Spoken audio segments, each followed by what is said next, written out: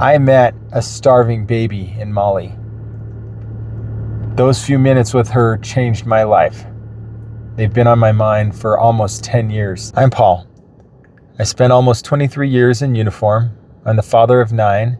I recently came out of bankruptcy. Among other things, I'm driving Uber, and I'm living the next 5 years like they're my last. My Malian friend Francois believed that we have an obligation to seek out those who had special needs. On Friday, the 4th of August, 2017, he had visited one of his friends who had an 8-month-old baby, and he thought it looked like she was about to die. On Saturday, he asked if we could go visit them. He told me, "Praying for them is the only thing I can think to offer. The baby looks very sick." When we entered the room, the baby, Fatoumata, was lying on a foam mattress with her tiny arms extended as she struggled to breathe. Her mother was crouched near the wall and next to the mattress with tears running down her face. The father was clearly exasperated as he felt he had no options. Near him and at the foot of the mattress was a young boy who was around 2 years old with a concerned but happy look. Time stood still as my mind flashed back 21 years. This was my family in 1996. A 2-year-old boy, a 9-month-old daughter, a father with not many options, and a mother desperate to find a solution to save their little girl. Our daughter Samantha had been born premature and was struggling for her life. And at that 9-month mark was where we faced our challenge. Flashing back to 2017, I simply knelt beside Fatoumata, held her hand, and prayed silently. She was feverish, had stopped eating, and was breathing in rapid, shallow breaths. She was already very undernourished.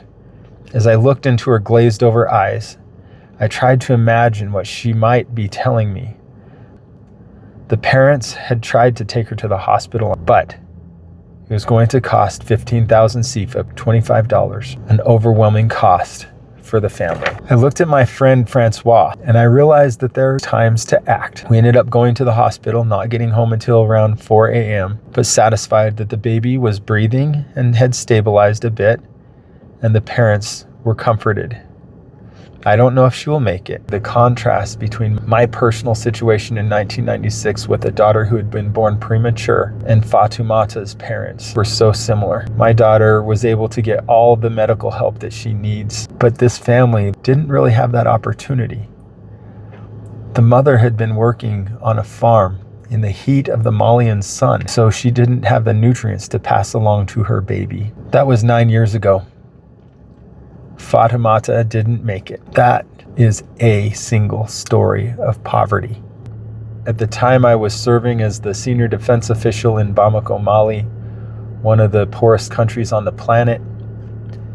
Every morning I saw poverty and the conditions all around me. I already had a desire to do something. What that something was, I didn't know. I could exhaust every penny that I had access to, and I later did, and it wouldn't make even a drop in the bucket. I returned to the United States with a determination and a passion to try to help, but I was all thrust, no vector. It means I had a lot of energy, but I didn't quite have the capacity to do what I wanted to do. I purchased a business. I didn't protect myself legally, and that led to bankruptcy. I put on more than 50 pounds. I wasn't balanced in how I was managing relationships, and I stopped working out because I viewed it as a waste of time. I was focused on helping my African friends, but in so many ways, I failed to see my family right in front of me, and I allowed that to harm some relationships. You can only run into the same wall so many times before it forces you to reflect on a different path. That's what this channel is about. Living the next 5 years like they're my last. Living intentionally by pacing myself, loving deeply what's right in front of me, and learning continually, which means having faith to act, accept mistakes, adjust, and retry. I'm Paul with the 5-year mission, live intentionally, Love deeply, learn continually, and remember, fear is just a thing.